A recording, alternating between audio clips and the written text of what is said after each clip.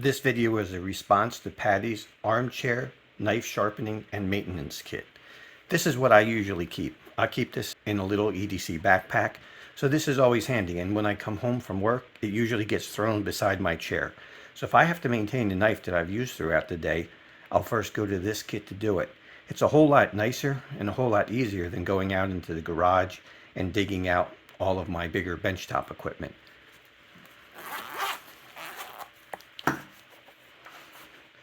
So first, this is just a stand-in. I usually keep a little container of, knife lubricant in here, but I've taken it out and I've used it and I don't have it with me right now. It's probably at home somewhere in my garage. What I use, it's a different brand. It's a very heavy-duty, thick lubricant. It's made for ballet songs. Okay, so it's made to stay in place, and I find that to be very beneficial with slip joints. A lot of times your standard lubricants are fairly thin, and to me it seems like the pressure between the spring and the back of the blade, it seems to squeeze out the lubricant. It kind of it oozes out, and I find that lubricant doesn't last so long in the slip joint. Using the same lube on a modern knife, it seems like it lasts a very long time. So I've been trying some thicker lubricants, and I'm even thinking about trying just a little tiny dab of grease underneath where the blade contacts the spring. So that's the first part of the kit. Another part of the kit is a microfiber cleaning cloth. And then this little screwdriver. In here I have 3 Torx bits. There's a T6, 8, and 10. So these can be used for maintaining a pivot, tightening a clip, whatever you need for just a little bit of knife maintenance.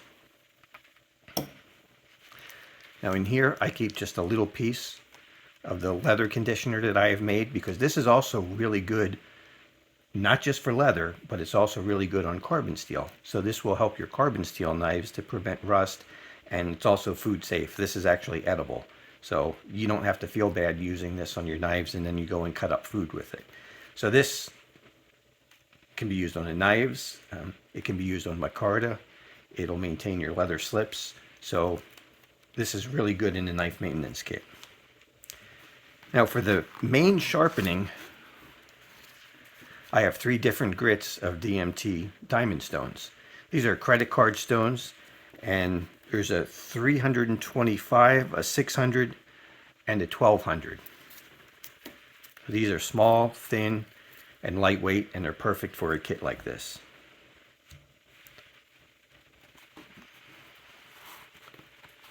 And after that is complete, this is a Spyderco double stuff. So you have your white ceramic and your gray ceramic. These are the same 2 grits that are in the Spyderco Sharp Maker, but in a nice portable format that you can hold in your hand or lay down on the edge of a table. So this does a really nice job on getting a fine working edge on your knife. And if you want to take it a step above the ceramic, here's 3 strops. These have a Bark River compound on them. It's not diamond, I forget what they actually call it. And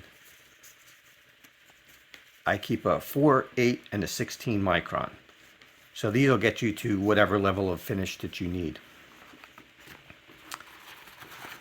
And then I think the final thing that's in this kit is just a few towels. When you're using diamond sharpeners, you always get a lot of the gray powder from the steel on the knife. So this just lets you clean everything off with something disposable. That way you're not using your microfiber cloth to clean off your diamond stones or to clean that residue off your knife blade. So this is just a good disposable cloth to include with it. And that's it for my portable sharpening kit. And this thing gets a lot of use. It's small, it's lightweight. Like I said, it always stays in a small EDC backpack, and then it gets thrown beside my armchair. So I've used this on many occasions to touch up knives that I've used throughout the day. Most of the time, I don't get into using these stones, but these are here if I have to reprofile a new knife.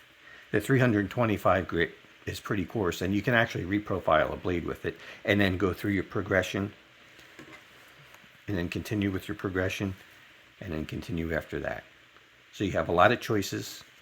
And one of the reasons that I use this stuff, like I said, it's not diamond. It's is it CBN? I forget exactly. Your regular compounds, like your Bark River compounds, which I have a strop, and I have the black, the green, and the white compound.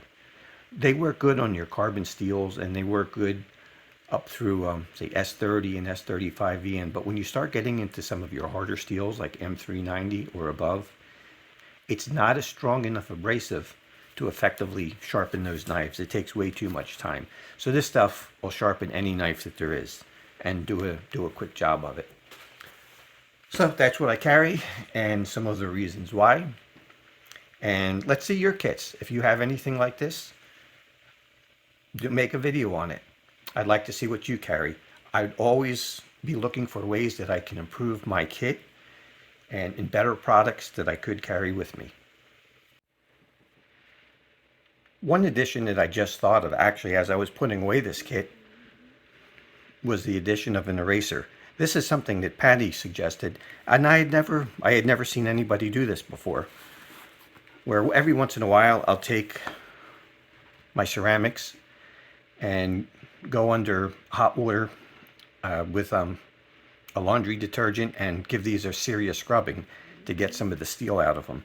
But he had suggested taking an eraser and using an eraser to keep it clean in between scrubbings like that. So this is a great armchair technique to clean your stone. And he showed this in his video. And I was very grateful that he did, because I had never thought of this before.